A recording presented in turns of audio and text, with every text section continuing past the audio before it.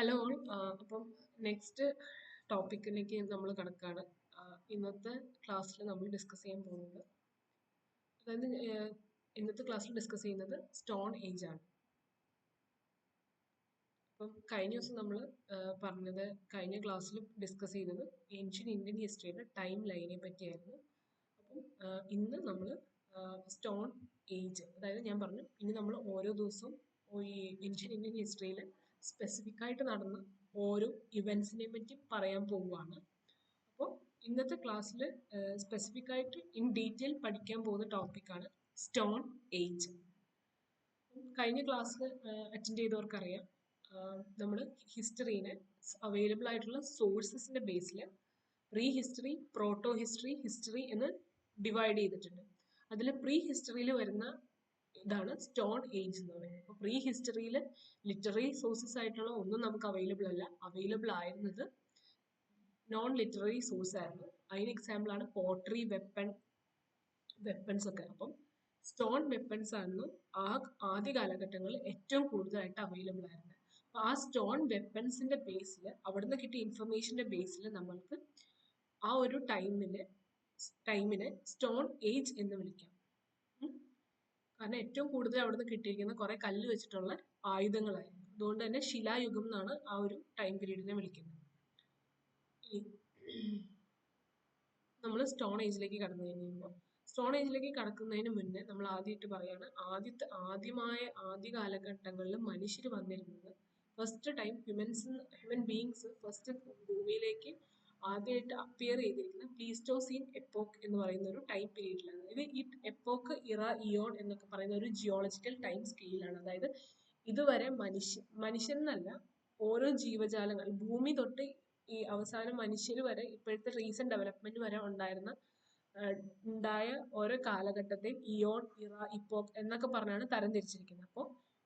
അപ്പോൾ ഭൂമി ഉണ്ടായപ്പോൾ തൊട്ടേയുള്ള കാര്യം, അല്ലെങ്കിൽ യൂണിവേഴ്സ് ഉണ്ടായപ്പോൾ തൊട്ടേയുള്ള കാര്യങ്ങളെ പറ്റി പറയുന്ന ആ ഒരു ടൈം പീരീഡിനെ ഡിവിഷൻ, ഇപ്പൊ ഈ നമ്മൾ ഹിസ്റ്ററിനെ ഡിവൈഡ് ചെയ്ത പോലെ ഭൂമിയിൽ യൂണിവേഴ്സ് ഉണ്ടായപ്പോൾ തൊട്ടേയുള്ള കാര്യങ്ങളെ പറ്റി ഉള്ള കാലഘട്ടത്തെ ഡിവൈഡ് ചെയ്യുന്ന ടൈം സ്കെയിലിൽ വരുന്ന ഒരു ഇതാണ് എപ്പോക്ക് എന്ന് പറയുന്ന ഒരു കാര്യം. അതിൽ ഇതിനു മുന്നേ ഹ്യൂമൻസ് ഉണ്ടാവണേ, മനുഷ്യര് അല്ലെങ്കിൽ ജീവന്റെ ഒരു തുടിപ്പ് ഉണ്ടാവണതിന് മുന്നേ തന്നെ പല കെമിക്കൽസ് ഉണ്ടായിട്ടുണ്ട്. അമോണിയ കണ്ടുപിടിച്ചു, വെള്ളം ഉണ്ടായി, ഓക്സിജൻ ഉണ്ടായി, അങ്ങനെ പലതുണ്ടായി. അപ്പൊ ഇതൊക്കെ ഓരോ ടൈം പീരീഡിലാണ് ഉണ്ടായത്. അങ്ങനെ ഹ്യൂമൻ ബീങ്സ് ആദ്യം ഭൂമിയിൽ അപ്പിയർ ചെയ്യുന്നത് മിഡിൽ ഓഫ് പ്ലീസ്റ്റോസീൻ എന്ന് പറയുന്ന ഒരു എപ്പോക്കിലാണ്. മനുഷ്യന്റെ എവല്യൂഷണറി ഫേസ് നമുക്ക് വ്യക്തമായിട്ട് കാണാൻ പറ്റിയ ഹോളോസീൻ എപ്പോക്കിലാന്നാ പറയാം. അപ്പൊ ഇത് ഇമ്പോർട്ടന്റ് ഇല്ല, ഞാൻ ജസ്റ്റ് ഒന്ന് എഴുതി വെച്ചു എന്നേ ഉള്ളൂ. നിങ്ങൾ ഒന്ന് ജസ്റ്റ് ഒരു അറിയാം, UPSC ഒരു രീതിയിലും ഇമ്പോർട്ടന്റ് അല്ല. ആ ആദ്യ കാലഘട്ടങ്ങളിൽ അപ്പിയർ ചെയ്ത ആ ഹ്യൂമൻ ബീങ്സിന്റെ ഒരു ക്യാരക്ടറിസ്റ്റിക് എന്ന് പറഞ്ഞു കഴിഞ്ഞാൽ, അവർക്ക് അഗ്രികൾച്ചർ എന്ന് പറയുന്ന അതായത് കൃഷി എന്ന് പറയുന്ന ഒരു കാര്യത്തെ പറ്റി യാതൊരു അറിവുണ്ടായിരുന്നില്ല. അവര് ഡിപ്പെൻഡ് ചെയ്തുകൊണ്ടിരുന്നത് ചുറ്റുവട്ടത്തും കാണുന്ന ഫ്രൂട്ട്സിനെയും അവർക്ക് അവിടെ ഇവിടെ അലിഞ്ഞിരിക്കുന്ന അനിമൽസിനെ ഹണ്ട് ചെയ്ത് കൊന്നു തിന്നുവാണ് അവര് ജീവിച്ചുകൊണ്ടിരുന്നത്. അഗ്രികൾച്ചർ എന്ന് പറയുന്നത് അവർക്ക് അറിയാത്തൊരു കാര്യമായിരുന്നു. അതുപോലെ അവര് ഹണ്ട് ചെയ്തിരുന്നു എന്ന് പറയുന്നു. അപ്പൊ ആ ഹണ്ട് ചെയ്തിരുന്നത് എന്ത് വെച്ചിട്ടായിരുന്നു? സ്റ്റോൺ ടൂൾസ് വെച്ചിട്ടായിരുന്നു. അങ്ങനെ അപ്പൊ അതാണ് ആദ്യകാല മനുഷ്യന്റെ പ്രത്യേകത. അവരുടെ പ്രത്യേകത എന്ന് പറഞ്ഞാൽ അവർക്ക് അഗ്രികൾച്ചറിനെ പറ്റി യാതൊരു അറിവും ഉണ്ടായിരുന്നില്ല. അവര് ചുറ്റുമുള്ള എന്തെങ്കിലും കാട്ടിക്കിട്ടുന്ന പഴങ്ങൾ കഴിക്കോ, പിന്നെ അവരുടെ അടുത്ത് വരുന്ന അനിമൽസിനെ ഹണ്ട് ചെയ്തോണ് അവർ ജീവിച്ചുകൊണ്ടിരുന്നത്. ഹണ്ട് ചെയ്തിരുന്നത് എന്ത് വെച്ചിട്ടായിരുന്നു? സ്റ്റോൺ ടൂൾസ് വെച്ചിട്ടായിരുന്നു. അങ്ങനെ അവൈലബിൾ ആയിട്ടുള്ള സ്റ്റോൺ ടൂൾസിന്റെ ബേസിൽ നമുക്ക് ഇതിനെ എന്തായിട്ട് തിരിക്കാം? സ്റ്റോൺ ടൂൾസിന്റെ ബേസ് ചെയ്തിട്ട് ഈ സ്റ്റോൺ ഏജിന് മൂന്നായിട്ട് തിരിക്കാൻ പറ്റും. ഒന്ന് ഫസ്റ്റത്തെ ഫേസ് ആണ് പാലിയോലിത്തിക് ഫേസ്, അടുത്തത് മീസോലിത്തിക് ഫേസ്, മൂന്നാമത് നിയോലിത്തിക് ഫേസ്. ഓക്കെ, ഒന്നുകൂടെ പറയാണ്, അവൈലബിൾ ആയിട്ടുള്ള സ്റ്റോൺ ടൂൾസിന്റെ ബേസിൽ നമുക്ക് സ്റ്റോൺ ഏജിനെ palaeolithic phase, mesolithic phase, neolithic phase എങ്ങനെ മൂന്നായിട്ട് തരംതിരിക്കും. പാലിയോലിത്തിക് ഫേസിന്റെ ഇനി ഈ ഒരു ടൈം ഞാൻ എഴുതിയേക്കുന്നത് ഇതൊക്കെ ഒരു ആവറേജ് ടൈം. ഇത് ജസ്റ്റ് ഏകദേശ കണക്ക് മാത്രം, ഇത് ഓർത്തിരിക്കുക, ഏകദേശ കണക്ക് ഓർത്തിരിക്കുക. പാലിയോലിത്തിക് ഫേസ് എന്ന് പറയുമ്പോഴത്തേക്കും 5 lakh BC തൊട്ട് 10,000 BC വരെയുള്ള ഒരു ടൈം ആയിരുന്നു പാലിയോലിത്തിക് ഫേസ്. അതായത് ഏറ്റവും പഴയ ശിലായുഗത്തിലുള്ള, പാലിയോ എന്ന് പറഞ്ഞു കഴിഞ്ഞാൽ ഓൾഡ് എന്ന വാക്കിനർത്ഥം, ഏറ്റവും പഴയ ശിലായുഗ മനുഷ്യരുള്ള ടൈമാണ് 5,00,000 BC to 10,000 BC വരെ. അടുത്താണ് മീസോലിത്തിക് ഫേസ്. അതിന്റെ ടൈം പീരീഡ് എങ്ങനെയാണ്? 10,000 BC to 6,000 BC വരെയാണ് മീസോലിത്തിക് ഫേസ്. അടുത്തത് നിയോലിത്തിക് ഫേസ് 6,000 BC തൊട്ട് 3,000 BC വരെ. ഓക്കെ, ഇത് ഇങ്ങനെ തന്നെ പഠിക്കണം. എന്നാലും ഇത് കറക്റ്റ് ഇപ്പോൾ 6,000 പകരം ഒരു 5,000 ഇട്ടെന്ന് വെച്ചാൽ അതിൽ കുഴപ്പമില്ല. എന്നാലും ഒരു ആവറേജ് സമയം ശരിയായിരിക്കും. പക്ക ഇത് തന്നെ ആവണമെന്നില്ല. അപ്പം ഒന്നുകൂടെ പറയാം, സ്റ്റോൺ ടൂൾസ് ആയിരുന്നു പ്രീ ഹിസ്റ്ററിയിൽ അവൈലബിൾ ആയിട്ടുള്ള മെയിൻ ആയിട്ട് അവൈലബിൾ ആയിട്ടുള്ള ഒരു സോഴ്സ്. അപ്പം അതിന്റെ ബേസിൽ സ്റ്റോൺ ഏജിനെ മൂന്നായിട്ട് തരംതിരിക്കാം. Paleolithic phase, oldest phase, mesolithic phase, ഒരു മിഡിൽ ആയിട്ടുള്ള ഇത്. അടുത്തത് നിയോലിത്തിക് ഫേസ്. പാലിയോലിത്തിക് ഫേസ് വരുന്നത് 5,00,000 BC to 10,000 BC വരെ. മീസോലിത്തിക് 10,000 to 6,000 BC വരെ. നിയോലിത്തിക് 6,000 to 3,000 BC വരെ. ഓക്കെ ആണല്ലോ. ഇനി നമ്മൾ ഒന്നുകൂടെ പാലിയോലിത്തിക്കിലേക്ക് വീണ്ടും വരും. അതായത് ഓൾഡസ്റ്റ് സ്റ്റോൺ ഏജ് ആണ് പാലിയോലിത്തിക് ഫേസ്. അവിടെ ഏറ്റവും പ്രിമിറ്റീവ് ആയിട്ടുള്ള സ്റ്റോൺ ടൂൾസ് ആയിരുന്നു അവർ ഉപയോഗിച്ചുകൊണ്ടിരുന്നത്. പ്രിമിറ്റീവ് എന്ന് പറഞ്ഞാൽ ഏറ്റവും ബേസിക് ആയിട്ടുള്ള സ്റ്റോൺ ടൂൾസ്. ഇനി ഈ പാലിയോലിത്തിക് ഫേസിന് ഡീറ്റെയിൽസിലേക്ക് പോയി. ഈ പാലിയോലിത്തിക് ഫേസിന് ആ സ്റ്റോൺ ടൂൾസ് കിട്ടിയിരുന്ന സ്റ്റോൺ ടൂൾസിന്റെ ഷേപ്പിന്റെ ബേസിലും അവിടുത്തെ ക്ലൈമാറ്റിക് കണ്ടീഷന്റെ ബേസിലും നമുക്ക് വീണ്ടും മൂന്നായിട്ട് സബ് ഡിവൈഡ് ചെയ്യാം. അപ്പൊ ആ സബ് ഡിവിഷൻ എങ്ങനെയാ വരുന്നതെന്ന് വെച്ച് കഴിഞ്ഞാൽ അത് ഞാൻ പറഞ്ഞു എന്തിന്റെ ബേസിലാണ്? സ്റ്റോൺ ടൂൾസിന്റെ ഷേപ്പിന്റെ ബേസിലും അതുപോലെ അവിടുത്തെ ക്ലൈമാറ്റിക് കണ്ടീഷൻസിന്റെ ബേസിലും മൂന്നായിട്ട് തരംതിരിക്കും. First lower palaeolithic phase. Time period നോക്കുക, 5,00,000 BC to 1,00,000 BC വരെയാണ് ആ ടൈം. അപ്പോൾ ലോവർ പാലിയോലിത്തിക്കിന്റെ ഫീച്ചേഴ്സ് എന്ന് പറയുമ്പോൾ അവിടെ ലാർജ്, വലിയ ആന ഇറഗുലർ ആയിട്ടുള്ള സ്റ്റോൺ ടൂൾസ് ആണ് അവർ ഉപയോഗിച്ചുകൊണ്ടിരുന്നത്. അതിന് എക്സാമ്പിൾ ആണ് ക്ലീവേഴ്സ്, ചോപ്പേഴ്സ്, ഹാൻഡ് ആക്സ് ഒക്കെ. ഈ എക്സാമ്പിൾ ഒട്ടും ഇമ്പോർട്ടൻ്റ് അല്ല കേട്ടോ. ഞാൻ നിങ്ങൾക്ക് ഒരു എന്താ പറയുക, നിങ്ങൾക്കൊന്ന് റെഫർ ചെയ്യാൻ വേണ്ടി എഴുതിയതേ ഉള്ളൂ.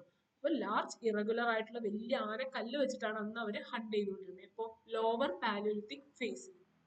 അതുപോലെ അവിടുത്തെ ക്ലൈമാറ്റിക് കണ്ടീഷൻ എന്ന് പറഞ്ഞാൽ വളരെ ഐസ് ഏജ് ക്ലൈമറ്റ് ആയിരുന്നു ആ സമയത്തുണ്ടായിരുന്നത്. അപ്പം പാലിയോലിത്തിക് ഫേസിലെ ഫസ്റ്റ് സബ് ഡിവിഷൻ ആണ് ലോവർ പാലിയോലിത്തിക്. ഇനി അടുത്തത് ഏതാണ്? Middle paleolithic. Middle paleolithic time എന്ന് പറഞ്ഞാൽ 1,00,000 BC to 40,000 BC വരെയാണ് മിഡിൽ പാലിയോലിത്തിക്. ഫീച്ചേഴ്സ് എന്താണ്? അവര് കുറച്ചുകൂടെ, അതായത് വലിയ ആനക്കല്ല് ഉപയോഗിച്ചിരുന്ന ആൾക്കാർ കുറച്ചുകൂടെ കയ്യിൽ ഒതുങ്ങാവുന്ന അവർക്ക് ഈസി ആയിട്ട് ഉപയോഗിച്ച് ഹണ്ട് ചെയ്യാൻ പറ്റുന്ന റെക്ടാങ്കുലർ ഷേപ്പുള്ള കല്ല് ഉപയോഗിക്കാൻ തുടങ്ങി. ഓക്കെ ആണല്ലോ. അപ്പോൾ ഇതിന് എക്സാമ്പിൾ ആണ് സ്ക്രേപ്പേഴ്സും ബോറേഴ്സും. അതുപോലെ ടെമ്പറേച്ചർ എന്താണ്? ലോവർ പാലിയോലിത്തിനേക്കാളും വാമർ ആയിട്ടുള്ള ടെമ്പറേച്ചർ ആണ് ഇവിടെ ഉണ്ടായിരുന്നത്. ഏത്? മിഡിൽ പാലിയോലിത്തിക് ഏജിൽ. ഓക്കെ, അടുത്ത ടൈം പീരീഡ് ആണ് അപ്പർ പാലിയോലിത്തിക് ഏജ്. നോക്കൂ, അപ്പർ പാലിയോലിത്തിക് ഏജിന്റെ പ്രത്യേകത എന്ന് പറഞ്ഞാൽ അവരുടെ ഫീച്ചേഴ്സ് എന്ന് പറഞ്ഞാൽ അതിന് അവരുടെ ടൈം പീരീഡ് വന്നിട്ട് എത്ര വരും എന്നറിയോ? 40,000 തൊട്ട് ഒരു 10,000 BC വരെയാണ് അപ്പർ പാലിയോലിത്തിക്കിന്റെ ടൈം പീരീഡ്. അപ്പോൾ അവിടുത്തെ ഫീച്ചേഴ്സ് എന്ന് പറഞ്ഞാൽ അവർ ട്രയാങ്കുലർ ഷേപ്ഡ് വെപ്പൺസ് ആണ് ഉപയോഗിച്ചത്. എക്സാമ്പിൾ ആണ് ബ്ലേഡ്സ്, പോയിന്റ്സ് ഒക്കെ. ഈ അപ്പർ പാലിയോലിത്തിക് ഏജിൽ ഉണ്ടായിരുന്നു എന്ന് പറയുന്ന സ്റ്റോൺ ടൂൾസ് കാണപ്പെടുന്ന ഇപ്പൊ കണ്ടുകിട്ടിയ ഒരു സ്ഥലമാണ് Narmada Valley. Narmada river flow ചെയ്യുന്ന ആ ഒരു വാലിയിൽ അന്ന് ഉപയോഗിച്ചുകൊണ്ടിരുന്ന സ്റ്റോൺ ടൂൾസ് കണ്ടുകിട്ടിയിട്ടുണ്ട്. ക്ലൈമറ്റ് കുറച്ചുകൂടെ വാമറായി ദാൻ മുന്നേ പറഞ്ഞ രണ്ട് ക്ലൈമറ്റിനേക്കാളും ഏജസിനേക്കാളും കുറച്ചുകൂടെ വാമർ ക്ലൈമറ്റ് ആണ് നമുക്ക് ഇപ്പൊ കിട്ടിയിരിക്കുന്നത്. ഓക്കെ, ഇതാണ് പാലിയോലിത്തിക് ഏജ്. അതായത് പാലിയോലിത്തിക് ഏജിന് സ്റ്റോൺ ടൂൾസിന്റെ ഷേപ്പിന്റെ ബേസിലും ക്ലൈമാറ്റിക് കണ്ടീഷന്റെ ബേസിലും ഫർദർ സബ് ഡിവൈഡ് ചെയ്യാം. ആ സബ് ഡിവിഷൻ എന്ന് പറഞ്ഞു കഴിഞ്ഞാൽ ഒന്ന് ലോവർ പാലിയോലിത്തിക്. ലോവർ പാലിയോലിത്തിക്കിൽ എന്താ? ലാർജ് സ്റ്റോൺ ടൂൾസ് ഉപയോഗിച്ചുകൊണ്ടിരുന്നത്. അതുപോലെ ഐസേജ് ക്ലൈമറ്റ് ആയിരുന്നു. Middle Palaeolithic rectangular shaped stone tools ഉപയോഗിക്കാൻ തുടങ്ങി, കുറച്ചുകൂടെ വാമർ ടെമ്പറേച്ചർ ആയി. ലാസ്റ്റ് അപ്പർ പാലിയോലിത്തിക്, അവിടെ ട്രയാങ്കുലർ ഷേപ്ഡ് വെപ്പൺസ് ആണ് ഉപയോഗിച്ചുകൊണ്ട് കുറച്ചുകൂടെ കൂടുതൽ ചൂട് പിന്നെയും കുറച്ചുകൂടെ കൂടാൻ തുടങ്ങി. ഓക്കെ, അപ്പം അതാണ് പാലിയോലിത്തിക് ഫേസ്. സ്റ്റോൺ ഏജ് ഉണ്ട്. സ്റ്റോൺ ഏജിന് അവൈലബിൾ ആയിട്ടുള്ള സ്റ്റോൺ ടൂൾസിന്റെ ബേസിൽ പാലിയോലിത്തിക്, മീസോലിത്തിക്, നിയോലിത്തിക് എന്ന് ഡിവൈഡ് ചെയ്തു. പാലിയോലിത്തിക്കിന്റെ further sub division on the basis of shape of tools എങ്ങനെയാണ്? Lower palaeolithic, middle palaeolithic, upper palaeolithic, ഷേപ്പിന്റെയും ക്ലൈമറ്റിന്റെയും ബേസിൽ. അപ്പൊ പാലിയോലിത്തിക് എന്നുള്ള ഒരു ഇതും അതിന്റെ ഫീച്ചേഴ്സും ഓക്കെ ആണെന്ന് തോന്നുന്നു. ഞാൻ അടുത്ത ഇതിലേക്ക് പോകണം. അതായത് ഇനി പഠിക്കേണ്ട ഒരു ഇമ്പോർട്ടന്റ് കാര്യമാണ് ഓരോ പാലിയോലിത്തിക് സൈറ്റ്സും അവരുടെ പ്രസന്റ് ലൊക്കേഷൻ. അപ്പൊ ഇതിൽ UPSC 2 രീതിയിലെ ക്വസ്റ്റ്യൻ വരാൻ ചാൻസ് ഉണ്ട്. അതായത് നിങ്ങളോട് ഒന്നെങ്കിൽ ഒരു സൈറ്റ് തന്നിട്ട് അതിന്റെ കറന്റ് ലൊക്കേഷൻ ഇന്നതാണോ അല്ലയോ എന്നുള്ളത് ചോദിക്കാം. അതായത് ഇങ്ങനെ ചിലപ്പോൾ മാച്ച് ദ ഫോളോയിങ് ആയിട്ടല്ലേ ഒരു ബോക്സ് വെച്ചിട്ട് തന്നിട്ട് ഇതിൽ കറക്റ്റ് ചെയ്താ അല്ലെങ്കിൽ കറക്റ്റ് അല്ലാത്ത ഏതാ ചോദിക്കാം. അപ്പൊ ബിംബെത്ക എന്നിട്ട് പറയാം അവർ കർണാടകയിലാണ് ഇപ്പൊ ലൊക്കേറ്റ് ചെയ്യുന്നത്. അപ്പൊ അത് ഒരു രീതിയിൽ ചോദ്യം ചോദിക്കാം. അതായത് ഓരോ സൈറ്റ് പഠിക്കുക എന്നിട്ട് അതിന്റെ കറന്റ് ലൊക്കേഷൻ ഏതാണെന്ന് പഠിക്കാം. രണ്ടാമത്തത് ഓരോ സ്പെസിഫിക് ആയിട്ടുള്ള ഏജ് അല്ലേ, പാലിയോലിത്തിക് ഏജിലെ സൈറ്റ് കുറച്ചെണ്ണം ഉണ്ട് ഇമ്പോർട്ടന്റ് ആയിട്ടുള്ള NCERT കൊടുത്തിരിക്കുന്ന കുറച്ച് സൈറ്റ് ഉണ്ട്. അതും മീസോലിത്തിക്കിലെ സൈറ്റുകൾ, നിയോലിത്തിക്കിലെ സൈറ്റുകൾ, ചാൽക്കോലിത്തിക്, ഇൻഡസ് വാലി പഠിക്കുമ്പോൾ അതിൽ കുറെ സൈറ്റ്സ്. അപ്പൊ ഈ ഓരോന്നിലും സ്പെസിഫിക് ആയിട്ടുള്ള സൈറ്റ്സ് ഉണ്ടാവും. അപ്പൊ UPSC ഈ മിക്സ് ചെയ്ത് ചോദ്യം ചോദിക്കും. അതായത് കുറച്ച് ഇപ്പൊ ഈ പാലിയോലിത്തിക്കിലെ സൈറ്റിന്റെ പേരെടുത്ത് തന്നിട്ട് പറയും ഇത് മറ്റേ ഇൻഡസ് വാലി സിവിലൈസേഷനിൽ കണ്ട സൈറ്റ് ആണെന്ന് പറയും. അപ്പോൾ അങ്ങനെയും ചോദ്യം വരാം. ഒന്ന് കറന്റ് ലൊക്കേഷനെ ബേസ് ചെയ്ത് വരാം. രണ്ടാമത്തത് സൈറ്റുകളുടെ ഓരോ സൈറ്റുകൾ അത് ഏത് കാലഘട്ടത്തിലായിരുന്നു എന്ന് വെച്ചും ചോദ്യം വരാം. അപ്പൊ അത് രണ്ടും ഇമ്പോർട്ടന്റ് ആയിട്ട് ഇപ്പൊ എന്തായാലും സൈറ്റുകൾ പഠിക്കുക എന്നുള്ളത് വളരെ ഇമ്പോർട്ടന്റ് ആയിട്ടുള്ള ഒരു കാര്യമാണ്. രണ്ട് രീതിയിൽ അത് പഠിക്കണം. ഒന്ന് ഇപ്പോഴത്തെ ലൊക്കേഷൻ എവിടെയാന്ന് വെച്ച് പഠിക്കുകയും ചെയ്യണം.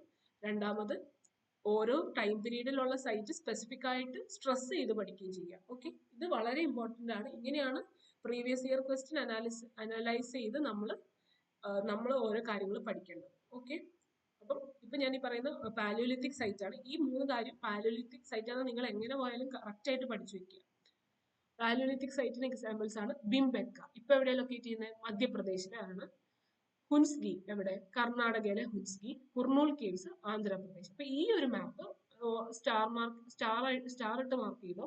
അതായത് ഇത് NCERTയിലെ ഒരു മാപ്പാ. ഇത് നല്ല പോലെ പഠിച്ചു വെക്കണം. ഓക്കെ, അപ്പൊ ഇവിടെ ഉണ്ടോ ഭീംബെത്ക, മധ്യപ്രദേശിലുള്ള ഭീംബെത്ക, ഹുൻസ്കി എവിടെ? കർണാടകയിലുള്ള ഹുൻസ്കി, കുർണൂൽ കേവ്സ് ആന്ധ്രാപ്രദേശ്. ഇത് മൂന്നുമാണ് ഏറ്റവും ഇമ്പോർട്ടന്റ് ആയിട്ട് NCERT തന്നേക്കുന്ന 3 പാലിയോലിത്തിക് സൈറ്റ്. ബാക്കി എന്തൊക്കെ പഠിച്ചില്ലെങ്കിലും ഈ 3 പാലിയോലിത്തിക് സൈറ്റ് മറക്കരുത്. പ്രസന്റ് ലൊക്കേഷൻ മറക്കരുത്. ഇത് 3 പാലിയോലിത്തിക് സൈറ്റ് ആണെന്നും കൂടെ നിങ്ങൾ മറക്കരുത്.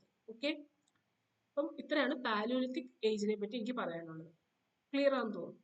ഓക്കെ, ഇനി അടുത്തത് നെക്സ്റ്റ് ഫേസിലേക്ക് നമ്മൾ പോവാണ്, മീസോലിത്തിക് ഫേസ്. മീസോലിത്തിക് ഫേസിന്റെ ടൈം വന്നിട്ട് 10,000 to 6,000 BC വരെയാണ് അവരുടെ ഒരു ടൈമിങ്. ഇനി ഇതിന്റെ ഓരോ ഫീച്ചേഴ്സിലേക്ക് പോകാം. ഫസ്റ്റ് ഫീച്ചർ ആണ് അവർ ഉപയോഗിച്ചിരുന്ന സ്റ്റോൺ ടൂൾസ് എന്ന് പറഞ്ഞാൽ മൈക്രോ ലിത്തുകളായിരുന്നു. വളരെ ചെറിയ സ്റ്റോൺ ടൂൾസ് ആയിരുന്നു അവർ ഉപയോഗിച്ചിരുന്നത്. എന്തിന്? ഹണ്ട് ചെയ്യാൻ. ഇനി ഇത് ഹണ്ട് ചെയ്യാൻ മാത്രമാണോ ഉപയോഗിച്ചത്? അല്ല, ഹണ്ടിങ്ങിന് മാത്രമായിരുന്നില്ല ഈ സ്റ്റോൺ ടൂൾസ് ഉപയോഗിച്ചുകൊണ്ടിരുന്നത്. ഹണ്ടിങ്ങിനൊപ്പം ഇതേ സ്റ്റോൺ ടൂൾസ് വെച്ച് വളരെ ഹാൻഡി ആണല്ലോ. അപ്പൊ ഈ ഇതേ സ്റ്റോൺ ടൂൾസ് അവർ എന്തിനും കൂടെ ഉപയോഗിച്ചിരുന്നു? They also used it for painting on the walls. അപ്പൊ ഈ സ്റ്റോൺ ടൂൾസ് വെച്ച് പെയിന്റ് ചെയ്യുന്നതിന് നമുക്ക് എന്തൊന്നും പറയാം? എൻഗ്രേവിങ്സ് എന്നും പറയാം. അത് പക്ക പെയിന്റിംഗ് ആയിരുന്നില്ല, അത് ജസ്റ്റ് കൊത്തായിരുന്നു. അപ്പൊ എൻഗ്രേവിങ്സ് കൂടെ പറയാം. ഇനി ഏതെങ്കിലും ഒരു ഹാർഡ് സർഫസിൽ പെയിന്റ് ചെയ്യുവാണെങ്കിൽ അതിനെ വിളിക്കുന്ന പേരാണ്, അതായത് റോക്ക് സർഫസിൽ പെയിന്റ് ചെയ്യുകയാണെങ്കിൽ അതിനെ വിളിക്കുന്ന പേരാണ് പെട്രോഗ്ലിഫ്. സോ മൈക്രോ ലിത്തായ, അതായത് ചെറിയ ചെറിയ കല്ല് വെച്ച്, മൈക്രോ ലിത്ത് എന്ന് പറഞ്ഞാൽ ചെറിയ കല്ലെന്ന ഉദ്ദേശം. അപ്പൊ ആ ചെറിയ കല്ല് വെച്ച് കൊത്തിയിരുന്നോണ്ട് അതിനെ എൻഗ്രേവിങ്സ് എന്ന് പറയുന്നു. അതുകൊണ്ട് ആ പെയിന്റിങ്സ് ഓൺ എനി റോക്ക് സർഫസിനെ എന്തും വിളിക്കാം? പെട്രോഗ്ലിഫ് എന്നും വിളിക്കാം. ഓക്കെ, അപ്പോൾ മീസോലിത്തിക് ഫേസിന്റെ ഒരു ഇമ്പോർട്ടന്റ് ഫീച്ചർ ആണ് അവർ ഉപയോഗിച്ച സ്റ്റോൺ ടൂൾസ് മൈക്രോ ലിത്ത് ആയിരുന്നു, ചെറിയ സ്റ്റോൺ ടൂൾസ് ആയിരുന്നു. ആ മൈക്രോ ലിത്ത് വെച്ചിട്ട് അവര് അനിമൽസിനെ ഹണ്ട് ചെയ്തു, ഒപ്പം അവര് പെയിന്റിങ്ങും നടത്തിയിട്ടുണ്ട്. ഓക്കെ ആണല്ലോ. ഇനി നെക്സ്റ്റ് അടുത്തൊരു ഇമ്പോർട്ടന്റ് ആയിട്ടുള്ള കാര്യം, ഈ പെയിന്റിങ്സിന് ഈ പെയിന്റിങ്സ് പല തീംസിനെ ബേസ് ചെയ്തിട്ടായിരുന്നു. അതായത് ഒരു പക്ക എല്ലാവരും ഒരേ ടൈപ്പ് പെയിന്റിംഗ് അല്ല വരച്ചത്.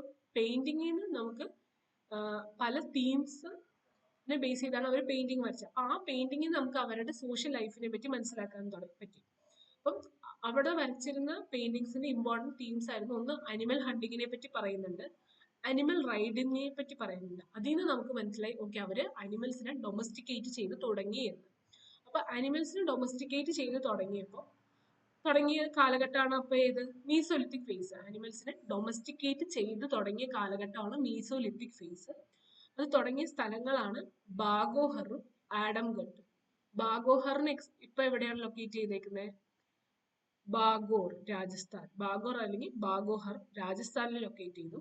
പിന്നെ അടുത്തത് ആഡംഘട്ട്, മധ്യപ്രദേശിലുള്ള ആഡംഘട്ട്. ബാഗോർ രാജസ്ഥാൻ, ആഡംഘട്ട് മധ്യപ്രദേശ്. ഇവിടെയാണ് ഡൊമസ്റ്റിക്കേഷൻ ഓഫ് ആനിമൽസ് നടന്നു എന്നുള്ളത് മീസോലിത്തിക് ഫേസിൽ ഡൊമസ്റ്റിക്കേഷൻ ഓഫ് ആനിമൽസ് സ്റ്റാർട്ടായി എന്നുള്ളതിന് ഫസ്റ്റ് എവിഡൻസ് കിട്ടിയ സ്ഥലമാണ് Bagor in Rajasthan, Adamgarh in Madhya Pradesh. Okay ആണല്ലോ, ക്ലിയർ അല്ലേ? ഓക്കെ. അപ്പോൾ ഒന്നുകൂടെ ഞാൻ പറയാണ്. അപ്പം അടുത്ത തീംസിനെ പറ്റി പറഞ്ഞുകൊണ്ടിരുന്നത് ഒന്ന് അനിമൽ ഹണ്ടിങ്ങിനെ പറ്റി ബേസ് ചെയ്തിട്ടുള്ള പെയിന്റിങ്സ് ഉണ്ടായിരുന്നു, അനിമൽ റൈഡിങ് ഡെപ്പിക്ട് ചെയ്തുള്ള പെയിന്റിങ്സ് ഉണ്ടായിരുന്നു. അതിൽ നിന്നാണ് നമ്മൾ മനസ്സിലായത് ഓക്കെ മീസോലിത്തിക് ഫേസിൽ അനിമൽസിനെ അവർ ഡൊമസ്റ്റിക്കേറ്റ് ചെയ്ത് തുടങ്ങിയിരുന്നു എന്നുള്ളതാണ്. അടുത്തത് ഫൈറ്റിംഗ് സീൻസ് കാണിച്ചുകൊണ്ടുള്ള പെയിന്റിങ്സ് ഉണ്ടായിരുന്നു. പിന്നെ അവരുടെ വീട്ടുകാര്യങ്ങൾ കാണിച്ചുകൊണ്ടുള്ള പെയിന്റിങ്സ് ഉണ്ടായി.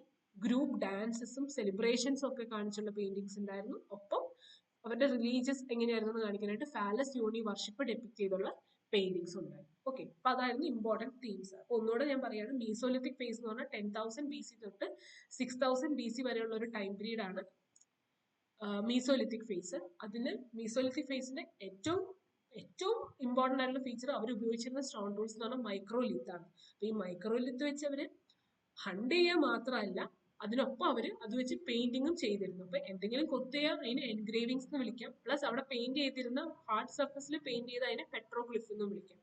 അപ്പൊ മീസോലിത്തിക് ടൈം പീരീഡിൽ പെയിന്റിങ്ങും നടന്നിരുന്നു, ആ മൈക്രോലിത്ത് വെച്ച് ഹണ്ടിങ്ങും നടന്നിരുന്നു. ഇനി അതുപോലെ ഒരു ഇമ്പോർട്ടന്റ് കാര്യമാണ് ഡൊമസ്റ്റിക്കേഷൻ ഓഫ് ആനിമൽസ് സ്റ്റാർട്ട് ചെയ്തതും മീസോലിത്തിക് ഫേസിൽ നിന്നാണ്. ഇമ്പോർട്ടന്റ് സൈറ്റ് ആണ് Adamgarh in Madhya Pradesh, Bagor in Rajasthan. Domestication of animals start ചെയ്തത് മീസോലിത്തിക് ഫേസിലാണ്. ഇത് നമുക്ക് എവിടെ നിന്നാ മനസ്സിലായേ?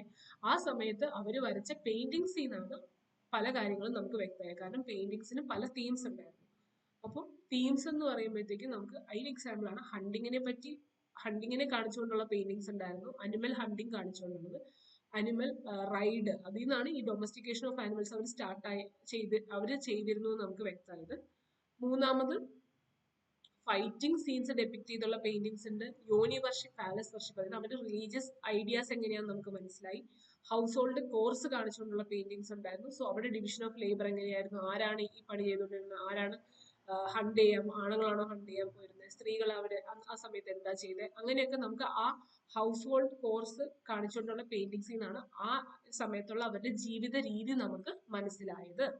ഓക്കെ, അപ്പൊ ഇതാണ് മീസോലിത്തിക് ഫേസ്. അപ്പൊ മീസോലിത്തിക് ഫേസ് ഒന്നുകൂടെ പറഞ്ഞ് അവര് മൈക്രോലിത്ത് ഉപയോഗിച്ചാണ് ഹണ്ട് ചെയ്തുകൊണ്ടിരുന്നത്. അതുപോലെ അത് ആ മൈക്രോലിത്ത് വെച്ച് അവർ പെയിന്റിങ്ങും ചെയ്തിരുന്നു. അതിനെ വിളിക്കുന്ന പേരാണ് പെട്രോഗ്ലിഫ്. റോക്ക് സർഫസിൽ പെയിന്റ് ചെയ്തുകൊണ്ടിരുന്നതിന് വിളിച്ച പേരാണ് പെട്രോഗ്ലിഫ്. ഡൊമസ്റ്റിക്കേഷൻ ഓഫ് ആനിമൽസ് ഏറ്റവും ആദ്യമായിട്ട് സ്റ്റാർട്ട് ചെയ്തത് ഈ മീസോലിത്തിക് ഫേസിൽ നിന്നാണ്. അവർ വരച്ച പെയിന്റിങ്സിന് ഓരോ പെയിന്റിങ്ങിനും പല തീംസ് ഉണ്ടായിരുന്നു. അത് ആ തീംസിനെ ബേസ് ചെയ്താണ് ആ സമയത്തുള്ള അവരുടെ സോഷ്യൽ ലൈഫ് നമുക്ക് മനസ്സിലായത്. അപ്പൊ ഈ 4 പോയിന്റ് ഇമ്പോർട്ടന്റ് ആയിട്ട് പഠിക്കുക. ഒന്നുകൂടെ പറഞ്ഞ മൈക്രോലിത്ത് ഉപയോഗിച്ചിരുന്നു, അത് വെച്ച് പെയിന്റിങ്സ് ചെയ്തിരുന്നു, ആ പെയിന്റിങ്ങിന് ഹണ്ട് ചെയ്തിരുന്നു. ബേസിക് ആയിട്ട് അവരുടെ സ്റ്റോൺ ടൂൾ ആയിരുന്നു മൈക്രോലിത്ത്. അത് കൂടാതെ അവര് പെയിന്റിങ് ചെയ്തിരുന്നു, അതിനെ വിളിക്കുന്ന പേരാണ് പെട്രോഗ്ലിഫ്.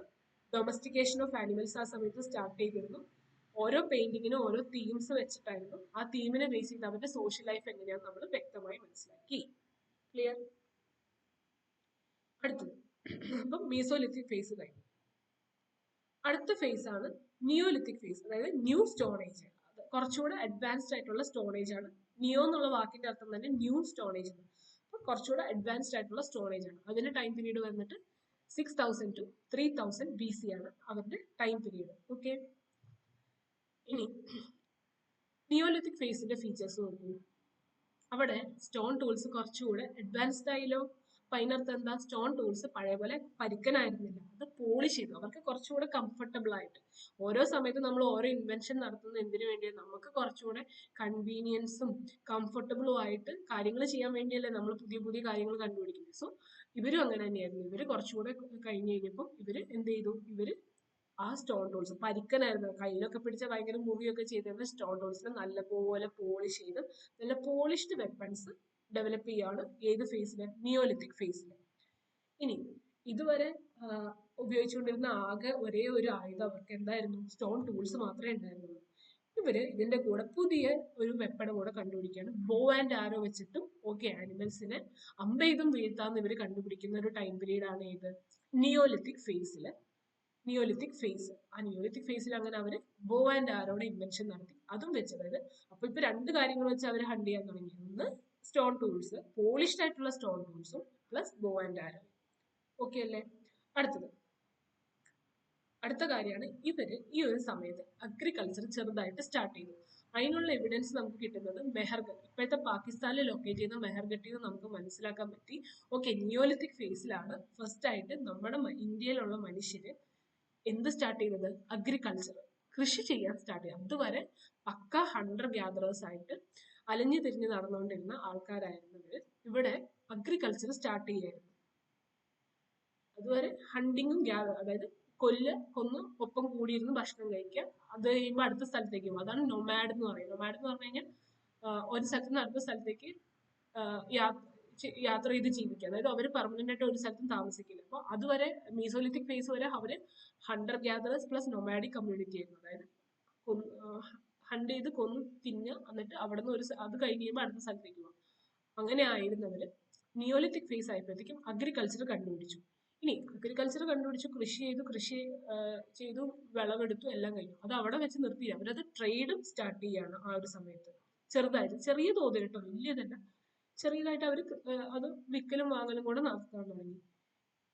അപ്പോൾ അഗ്രികൾച്ചർ സ്റ്റാർട്ട് ചെയ്തു, ട്രേഡ് സ്റ്റാർട്ട് ചെയ്തപ്പോൾ ഡെഫിനറ്റ്ലി അവർ എന്ത് കൂടെ ആയി, അവർ സെറ്റിലായി. ആ ഒരു സ്ഥലത്ത് അവർ സെറ്റിലായി. കാരണം കൃഷി ചെയ്ത് കഴിഞ്ഞാൽ കൃഷി ഉടനെ പണ്ടത്തെ പോലെ ഇപ്പം 2 അനിമലിനെ ഇവിടെ നിന്ന് കിട്ടി അവിടെ ഉള്ള കായും ഇതെല്ലാം ഭക്ഷണം മറ്റേ ഫ്രൂട്ട്സും വെജിറ്റബിൾസും ഒക്കെ കഴിച്ചു.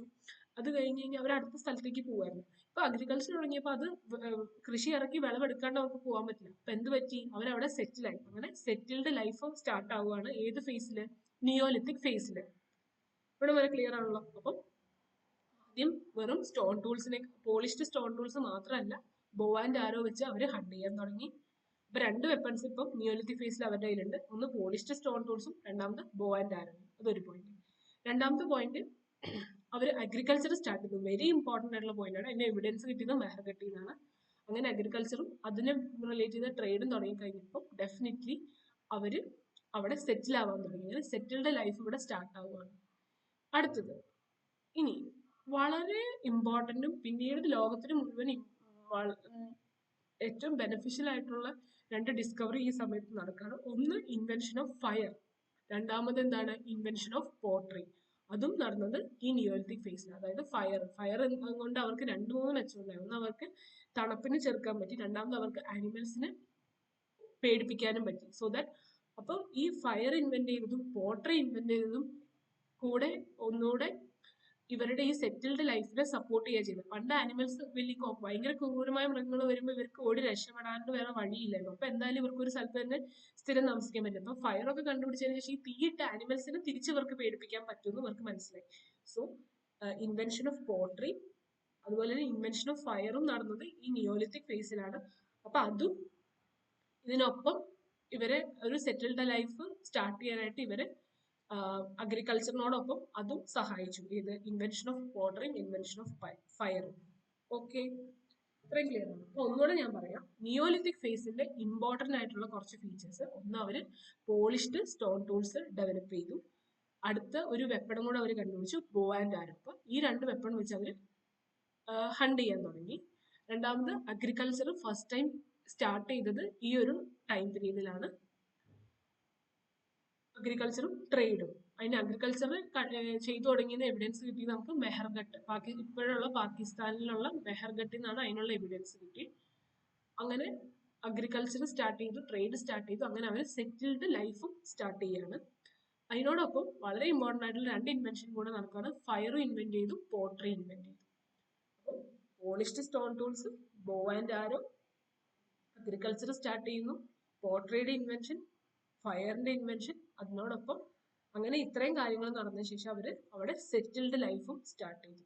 ഈ 5 കാര്യങ്ങൾ ഓർക്കുക. അതാണ് നിയോലിത്തിക് ഫേസിന്റെ ഏറ്റവും ഇമ്പോർട്ടന്റ് ആയിട്ടുള്ള ഫീച്ചേഴ്സ്. ഇനിയും പഴയ പോലെ തന്നെ ഇമ്പോർട്ടന്റ് ആയിട്ടുള്ള നിയോലിത്തിക് സൈറ്റ്, NCERT കൊടുത്തിരിക്കുന്ന ഇമ്പോർട്ടന്റ് സൈറ്റ് അവരുടെ ലൊക്കേഷൻ നോക്കാം. ബർസഹോ എവിടെ? ജമ്മു കാശ്മീർ. മെഹർഗട്ട് പാകിസ്ഥാനില്. ചിരാന്ത് ബീഹാർ. കോൾഡിഫ മഹാഗാര, ഇത് 2 എവിടെയാണ്? UP യിലാണ് ഇപ്പൊ ലൊക്കേറ്റ് ചെയ്തിരിക്കുന്നത്. ദൗജോളി ഹാഡി എവിടെയാണ്? അസാമിൽ. ഹല്ലൂർ കർണാടകയിൽ. പയ്യമ്പള്ളി തമിഴ്നാട്. ഒന്നുകൂടെ ഞാൻ പറയാം, ഇമ്പോർട്ടൻ്റ് ആയിട്ടുള്ള സൈറ്റ്സ് ആണ്. ബുർസഹോം എവിടെയാണ്? ജമ്മു ആൻഡ് കാശ്മീർ.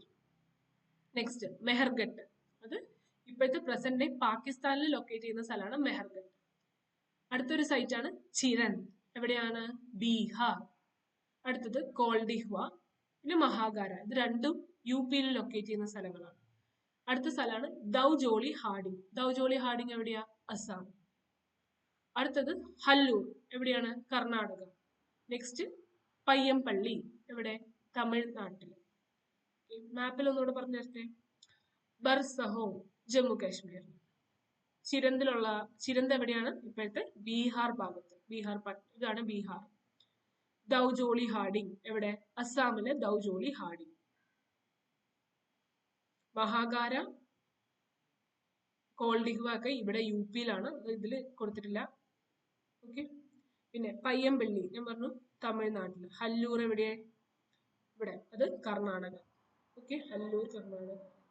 ഈ ഇമ്പോർട്ടൻറ്റ് സൈറ്റ്, അതായത് ഈ ബർസഹോ മെഹർഗട്ട് പെട്ടെന്ന് നിങ്ങളോട് ഒരു ദിവസം ഞാൻ ചോദിക്കാം വേറെ ദൗജോളി ഹാർഡിംഗ് എന്ന് വെച്ച് കഴിഞ്ഞാൽ അത് അസാമിലാണെന്നും പഠിക്കണം. ഈ ദൗജോളി ഹാർഡിംഗ് ഒരു നിയോലിത്തിക് സൈറ്റ് ആണെന്നും കൂടെ സ്പെസിഫിക് ആയിട്ട് പഠിക്കാം. ഈ രണ്ട് കാര്യങ്ങളാണ് നമ്മൾ UPSC പെർസ്പെക്റ്റീവിൽ ഈ സൈറ്റ് വെച്ചിട്ട് ഇമ്പോർട്ടൻ്റ് ആയിട്ട് പഠിക്കുന്നത്. ഒന്ന്, കറണ്ട് ലൊക്കേഷൻ എവിടെയാണെന്ന് പഠിക്കാം, അത് ഏത് ടൈം പീരീഡിലുള്ള സൈറ്റ് ആണ്, അതായത് നിയോലിത്തിക് ആണോ പാലിയോലിത്തിക് ആണോ. അപ്പൊ നേരത്തെ ഞാനൊരു പാലിയോലിത്തിക് സൈറ്റ് പറഞ്ഞായിരുന്നു, ഏതാണ്? ഭിംബെത്ക. അപ്പൊ ഭിംബെത്ക പാലിയോലിത്തിക് സൈറ്റ് ആണ് ഉറപ്പായിട്ടും മനസ്സിൽ ഉണ്ടാവണം. അതുപോലെ ഇപ്പൊ ദൗജോളി ഹാർഡിംഗ് ചോദിച്ചു കഴിഞ്ഞാൽ അത് നിയോലിത്തിക് സൈറ്റ് ആണ് നിങ്ങളുടെ മനസ്സിൽ വ്യക്തമായിട്ടുണ്ടാവും. അപ്പം ഇന്ന് നമ്മൾ ഇതാണ് ഇന്നത്തെ ക്ലാസ്. ഇത്രേ ഉള്ളൂ. ഞാൻ ഒന്നുകൂടെ ഒന്ന് റിവൈസ് ചെയ്യാം. ലൈക്ക് നമ്മൾ ഇന്ന് പഠിച്ചത് സ്റ്റോണേജിനെ പറ്റിയാണ്. സ്റ്റോൺ ടൂൾസിന്റെ അവൈലബിലിറ്റിനെ ബേസ് ചെയ്തിട്ട് ആ സ്റ്റോണേജിനെ മൂന്നായിട്ട് തരംതിരിക്കാം. Paleolithic phase, mesolithic phase, neolithic phase. അതിന്റെ ഓരോ ഇയറും ഞാൻ ഇപ്പൊ പറയണം, നിങ്ങൾ ആകെ കൺഫ്യൂഷൻ ആയിരിക്കും. പാലിയോലിത്തിക് ഫേസിന് വീണ്ടും സ്റ്റോൺ ടൂൾസിന്റെ ഷേപ്പിന്റെ ബേസിൽ ഫർദർ 3 സബ് ഡിവിഷൻ ഉണ്ട്. ആദ്യത്തത് lower palaeolithic, large stone tools ആയിരുന്നു. രണ്ടാമത്തെ മിഡിൽ പാലിയോലിത്തിക്, അവിടെ റെക്ടാങ്കുലർ ഷേപ്ഡ് സ്റ്റോൺ ടൂൾസ്. അപ്പൊ ആദ്യം ലോവർ പാലിയോലിത്തിക് എന്ന് പറയുന്നത് അവിടെ എന്താണ്? ഐസേജ് ക്ലൈമറ്റ് ആയിരുന്നു. പിന്നെ ടെമ്പറേച്ചർ കൂടാൻ തുടങ്ങി. പിന്നെ അതിൽ തന്നെ lower palaeolithic, middle palaeolithic, upper palaeolithic. Upper പാലിയോലിത്തിക്കിന്റെ പ്രത്യേകത എന്ന് വെച്ച് കഴിഞ്ഞാൽ അവരെന്താണ്? ട്രയാങ്കുലർ ഷേപ്ഡ് സ്റ്റോൺ ടൂൾസ് ആണ് ഉപയോഗിച്ചിട്ടുണ്ടായിരുന്നത്. അതൊന്നുകൂടെ പറയാം കേട്ടോ. അതായത് പാലിയോലിത്തിക് ഫേസിനെ വീണ്ടും സ്റ്റോൺ ടൂൾസിന്റെയും ക്ലൈമാറ്റിക് കണ്ടീഷന്റെയും ബേസിൽ ഫർദർ സബ് ഡിവൈഡ് ചെയ്യാം. ലോവർ പാലിയോലിത്തിക്, ലാർജ് സ്റ്റോൺ ടൂൾസും ice age climate. Middle Palaeolithic, rectangular shaped stone ടൂളും കുറച്ചുകൂടി warmer temperature. Upper palaeolithic, triangular shaped stone ടൂളും പിന്നെന്താ, പിന്നെ കുറച്ചുകൂടെ വാമർ ആയിട്ടുള്ള ടെമ്പറേച്ചർ. അപ്പൊ അതാണ് പാലിയോലിത്തിക് ഫേസിൽ. അതായത് ഓൾഡസ്റ്റ് പാലിയോലിത്തിക് അല്ലെങ്കിൽ ഓൾഡസ്റ്റ് സ്റ്റോറേജ് ആണ് പാലിയോലിത്തിക് ഫേസ്. അവിടെ ഏറ്റവും പ്രിമിറ്റീവ് ആയിട്ടുള്ള മനുഷ്യരെ താമസിച്ചുകൊണ്ടിരുന്ന അവര് കൂടുതലായിട്ടും പക്കാ ഹണ്ടർ ഗ്യാദറേഴ്സ് ആയിരുന്നു. ഓക്കെ. ഇനി അവിടുത്തെ സൈറ്റ്സ് ആണ് ഭിംബേത്ക, ഹുൻസ്കി, കുർണൂൽ കേവ്സ്. ഭിംബേത്ക മധ്യപ്രദേശിൽ, ഹുൻസ്കി കർണാടകയില്, കുർണൂൽ കേവ്സ് എവിടെയാണ്? ഇപ്പോഴത്തെ ആന്ധ്രാപ്രദേശിൽ ലൊക്കേറ്റ് ചെയ്തു. ഈ 3 സൈറ്റും മറക്കാതെ ഓർമ്മയിൽ ഉണ്ടാവും. Okay. Next mesolithic phase. Important ആയിട്ടുള്ള ഫീച്ചേഴ്സ് ആണ്. ഒന്ന്, അവർ മൈക്രോലിത്ത്, ചെറിയ ചെറിയ സ്റ്റോൺ ടൂൾസ് ആണ് ഉപയോഗിച്ചുകൊണ്ടിരുന്നത്. അത് ഹണ്ടിങ്ങിന് മാത്രമല്ല പെയിന്റിങ്ങിനും അവരത് ഉപയോഗിച്ചിരുന്നു. അടുത്ത പോയിന്റ്, ഈ ഒരു സമയത്താണ് ഡൊമസ്റ്റിക്കേഷൻ ഓഫ് ആനിമൽസ് സ്റ്റാർട്ട് ചെയ്ത്. എക്സാമ്പിൾ ആണ് ബാഗോഹർ, ആഡംഗട്ട് എന്ന സ്ഥലത്ത് നിന്ന് നമുക്ക് അതിന് എവിഡൻസ് കിട്ടിയിട്ടുണ്ട്. പെയിന്റിങ്ങിന് പല തീംസ് ഉണ്ടായിരുന്നു. ആ തീംസിനെ ബേസ് ചെയ്തിട്ടാണ് അവരുടെ സോഷ്യൽ ലൈഫ് നമുക്ക് വ്യക്തമായത്. ഓക്കെ. അടുത്തതാണ് നിയോലിത്തിക് സൈറ്റ്. നിയോലിത്തിക് ഫേസ്, അതിന്റെ ഫീച്ചേഴ്സ് എന്ന് പറഞ്ഞാൽ പോളിഷ്ഡ് ആയിട്ടുള്ള സ്റ്റോൺ ടൂൾസ് ആണ് ഉപയോഗിച്ചുകൊണ്ടിരുന്നത്. അതോടൊപ്പം ബോ ആൻഡ് ആരോ വെച്ചും ഹണ്ട് ചെയ്യാനായിട്ട് ഇവർ സ്റ്റാർട്ട് ചെയ്തു. നെക്സ്റ്റ് അഗ്രികൾച്ചർ സ്റ്റാർട്ട് ചെയ്തു. അതുവഴി ട്രേഡും തുടങ്ങി. അങ്ങനെ അവർ അവിടെ സെറ്റിലായി. ഒപ്പം പോട്ടറി, ഫയറും ഈ ഒരു സമയത്ത് ഇൻവെന്റ് ചെയ്തു. ഇമ്പോർട്ടന്റ് ആയിട്ടുള്ള സൈറ്റുകളുണ്ട്. ബർസഹോ, ചിരൻ, കോൾഡിഹ്വ, മഹാഗാര, ദൗജോളി ഹാർഡിംഗ്, പിന്നെ പയ്യമ്പള്ളി, ഹല്ലൂർ. ഇതൊക്കെയാണ് ഇമ്പോർട്ടന്റ് നിയോലിത്തിക് സൈറ്റുകൾ. അപ്പൊ ഇത്രയാണ് ഇന്നത്തെ ക്ലാസ്. നമുക്ക് എന്തെങ്കിലും ഡൗട്ട് ഉണ്ടെങ്കിൽ ചോദിക്കാം. അപ്പം എന്തെങ്കിലും കാര്യത്തിൽ ക്ലാരിറ്റി കുറവുണ്ടെങ്കിലും, എന്തെങ്കിലും കാര്യങ്ങൾ കറക്റ്റ് ആയിട്ട് മനസ്സിലായില്ല, ഓർഡർ മനസ്സിലായില്ല, ഈവൻ ഫീച്ചേഴ്സ് പറഞ്ഞത് മനസ്സിലായില്ല, ഇൻ കേസ് നിങ്ങൾക്ക് എന്തെങ്കിലും ആഡ് ഓൺ ചെയ്യാനുണ്ടെങ്കിലും നിങ്ങൾക്ക് പറയാം. അപ്പം അടുത്ത ക്ലാസ്സിൽ കാണാം. Thank you for listening. Thank you.